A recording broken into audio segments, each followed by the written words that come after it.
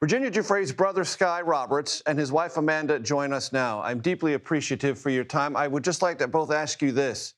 When you saw the news about the former Prince Andrew this morning, how did that land with you emotionally?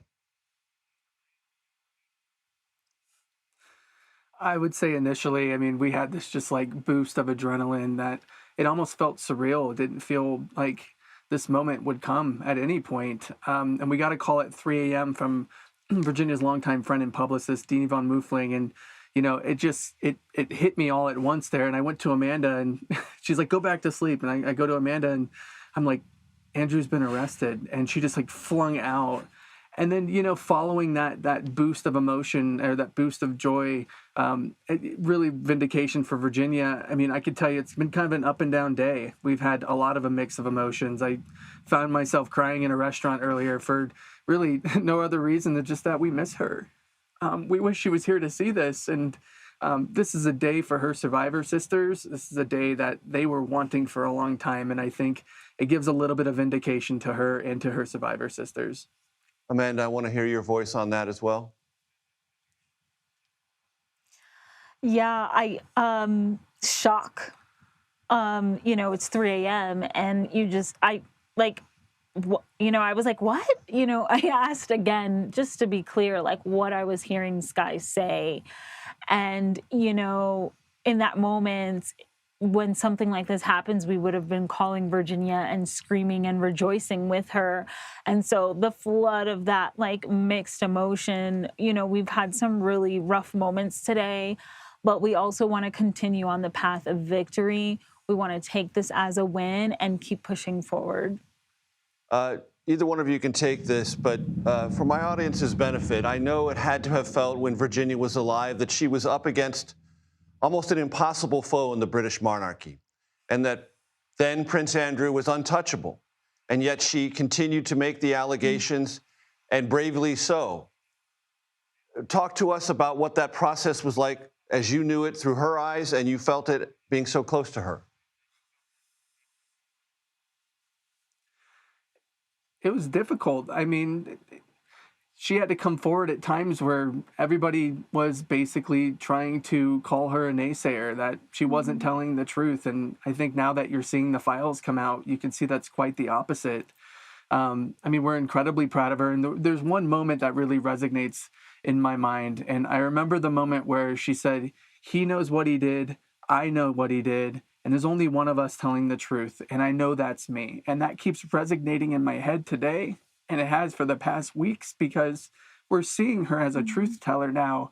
And I'm so happy the world is seeing that as well. But it just means we have more work to do. Yeah. And Amanda, when you see the investigation is about possible documents exchanged while he was a trade official, what does that tell you about where things are and where they might eventually land? Yeah, absolutely. I also just want to add on that because Virginia had a knack for when someone told her she couldn't do something, she would say, watch me. And so that's her character coming to fruition today. And what I would say about the specifics of the case coming forward, where we're just looking at maybe, charges on sharing information. I do want to reiterate that is punishable by life in the UK. So that is a very extreme punishment. And we welcome that. But we also want to say that this is the beginning of the web. This is the thread that we need to continue to pull to uncover the further allegations. We hope the UK is persistent in that.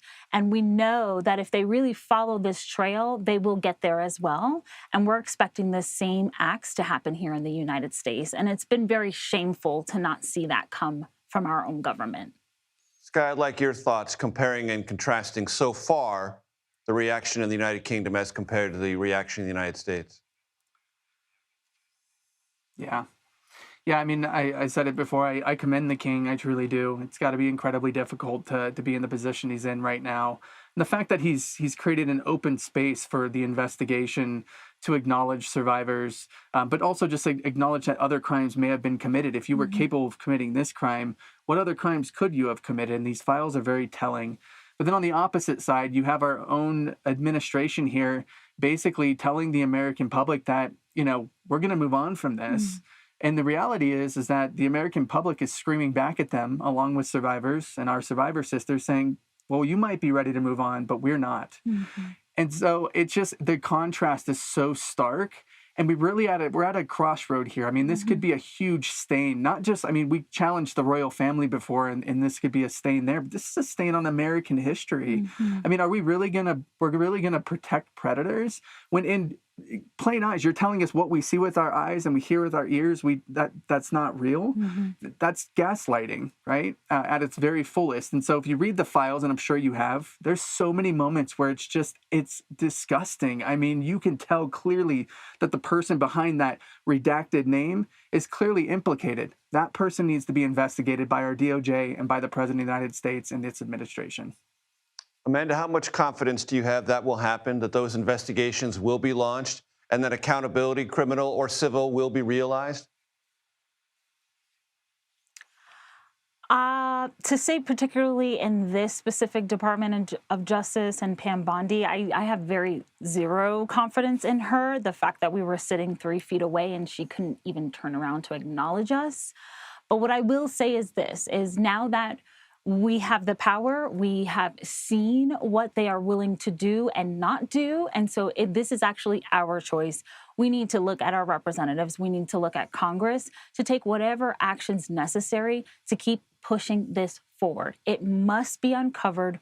We must see further indictments. And I would say this, anyone in our administration, especially in the Department of Justice, if you are not willing to expose predators and do right by the survivors in this case, then you should resign. Sky, this show is devoted to politics, policy, and pop culture, but I've said over and over about this story. We are not covering this story because it is political. We are covering this story because people were victimized. However, if there was not a political component, there would not be an Epstein Transparency Act on the books as federal law. So there is part of this that flows through the political dialogue in America. From that vantage point, what do you believe today's news in the United Kingdom might mean here? Well, it's never been a political issue for any survivor. We never said that previous administrations got this right. Quite frankly, every administration prior to this, they're in the same boat where they likely didn't do right by survivors. But the point is that it's at the doorstep of this administration. So my hope is that this is just a cause and effect moment, that the domino has finally fallen, that the next series of House of Cards are about to show their face.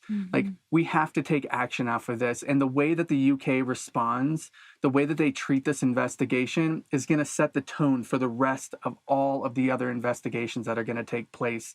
And I really sincerely hope, I do, and I'm pleading with our government, look at your daughters, look at your sisters, look at your mothers. This is a human issue. This has nothing to do with politics. We have to work politics through it because our laws are broken.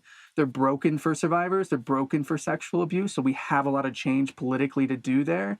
But when you boil it down, it's at such a fundamental and human level. Pick up your baby girls tonight. Look them in the face. Tell them you did nothing. Or pick them up and tell them, mommy and daddy are fighting. We're going to do this for you. This next generation deserves better. Amanda, let me give you the last word. I will say, 2 things. While this may be political, it is not partisan. And I want to remind every single representative, Republican, Democrat, Independent, and all the way in between, every single citizen out there, this is something that we can get by, and we're looking for you to do so. And I also want to tell every single survivor out there that this day is for you, and that ordinary people like Virginia can do extraordinary things no matter the trauma and pain that you've lived through. And we're here for you. We see you, and we're going to keep fighting, and we're going to pull you over that finish line. Sky Roberts, wife Amanda, thank you very, very much for your time.